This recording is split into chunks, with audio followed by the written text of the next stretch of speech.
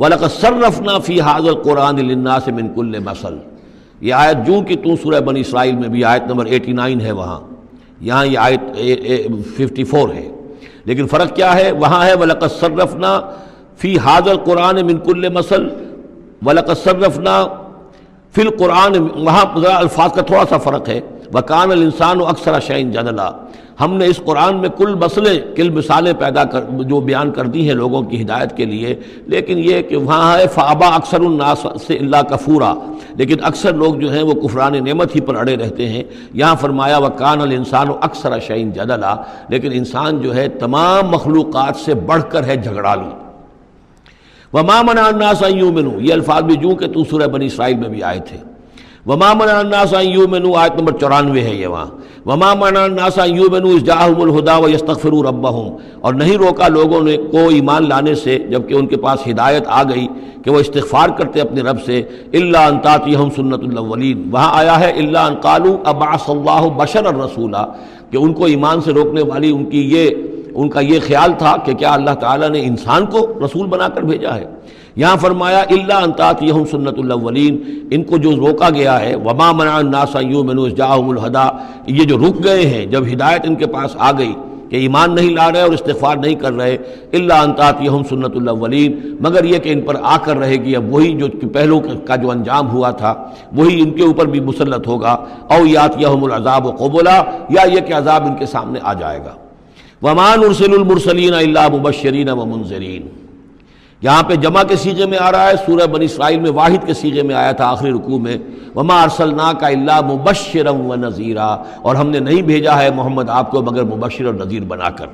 یہاں جمع کے صیغے میں وما نرسل المرسلین الا مبشرین ومنذرین ویجادل الذین کفروا بالباطل، اور یہ کافر جو ہیں یہ جھگڑتے ہیں کفر اور بالباطل، جھوٹ کے لیے، جھوٹ کی طرف سے، لیدحضوا بہ الحق، تاکہ اس کے ذریعے سے حق کو بچلا دیں، حق کو ٹلا دیں، حق کو شکست دے دیں۔ یہ جھگڑ رہے ہیں، دلیل بازی کر رہے ہیں، مناظرے کر رہے ہیں، حجتیاں کر رہے ہیں۔ وَيُجَادِلُ الَّذِينَ كَفَرُوا بِالْبَاطِلِ لِيُدْحِضُوا بِهِ الْحَقَّ وَاتَّخَذُوا آيَاتِي وَمَا أُنذِرُوا هُزُوًا، اور انہوں نے میری آیات کو اور جو انہیں انذار کیا گیا، خبردار کیا گیا، اس کو ہنسی مذاق اور ٹھٹھا بنا لیا ہے۔ وَمَنْ أَظْلَمُ مِمَّنْ ذُكِّرَ بِآيَاتِ رَبِّهِ، اس شخص سے بڑھ کر ظالم کون ہوگا جسے اس کے رب کی آیات کے ذریعے سے نصیحت کی جائے، یاد دہانی کرائی جائے، فَأَعْرَضَ عَنْهَا، پھر بھی وہ اعراض کرے ان آیات الہیہ سے، وَنَسِیَ مَا قَدَّمَتْ يَدَاهُ، اور بھول جائے کہ اس کے دونوں ہاتھوں نے آگے کیا بھیجا ہوا ہے، کیا کرتوت ہیں جو بھیجے ہوئے ہیں۔ اگر تو ایمان لے آتا، ان آیات سے استفادہ کرتا، اپنے کیے پر پچھتاتا، توبہ کرتا، اس دنیا ہی میں اپنے سابقہ گناہوں کی اللہ تعالیٰ سے معافی لے کر جاتا، لیکن یہ کہ یہاں تو صورت یہ ہے کہ وَمَنْ أَظْلَمُ مِمَّنْ ذُكِّرَ بِآيَاتِ رَبِّهِ، اسے تذکیر کی گئی، نصیحت کی گئی اس کے رب کی آیات سے، فَأَعْرَضَ عَنْهَا، اس نے اعراض کیا، وَنَسِیَ مَا قَدَّمَتْ يَدَاهُ، اور بھولے رہا وہ کہ کیا کچھ اس نے آگے بھیجا ہوا ہے، کیا جھانٹ جکار جو ہے اس نے عاقبت کے لیے تیار کیا ہوا ہے۔ اِنَّا جَعَلْنَا عَلَىٰ قُلُوبِهِمْ أَكِنَّةً أَن يَفْقَهُوهُ، یہ مضمون بھی آ چکا ہے سورہ بنی اسرائیل میں،